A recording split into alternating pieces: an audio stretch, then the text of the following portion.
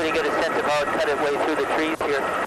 A full day after Gar Creek, too swollen to hold back, let loose on Johnson's Landing, the scar it left down the mountainside is a sobering example of sudden, unexpected disaster. There's that big hill. Where it hit this big hump here and flew right over top of it. The torrent of earth, stone, and ancient trees landed on the remote Kootenay Lake community, with only a bone-jarring rumble seconds before impact as warning. Wow, that's a lot of debris. At least 3 homes are utterly destroyed. It's believed that within one of them are 3 members of the Weber family. 17-year-old Rachel, 21-year-old Diana, and their father Valentine are unaccounted for.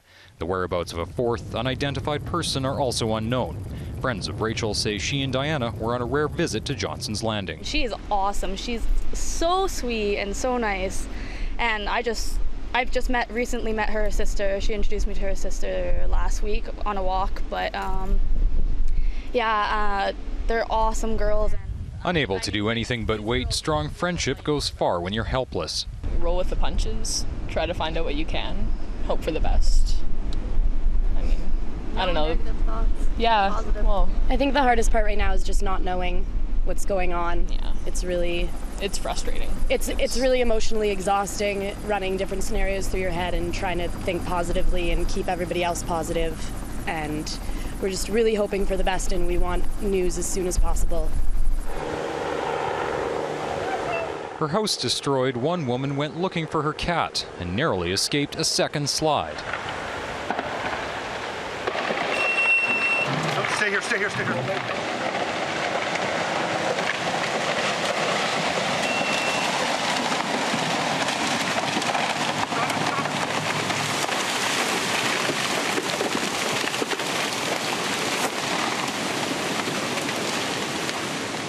During the first disaster, she happened to be in town and knows she's incredibly lucky again.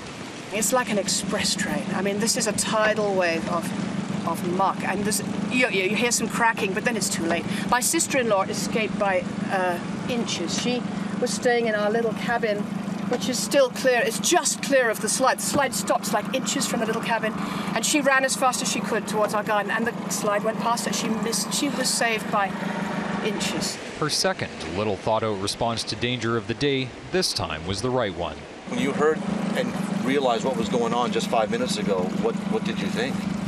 You don't think, you just act. I just heard Dean say, run. What did you say?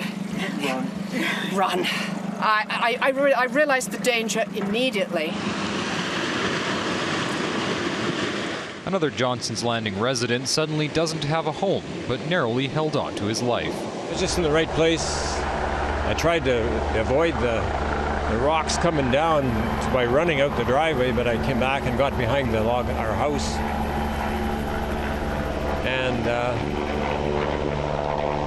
I guess the slide, the mud and the rocks are right up to our living room window, and a 3-foot diameter tree came right through the living room window and knocked the base log off the foundation. The instability of the landslide path forces the suspension of the search. It's just too dangerous to go in, a decision that's tough to swallow. If you take a photograph of this, that's what's been destroyed. There is no yard, there is no garden, there is no house. So we are losing, from this small community, we are losing people who are significant friends and close associates, and it's unfathomable.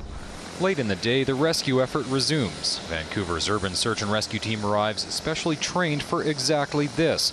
It's still not safe, but with severe weather on the way, there's little choice.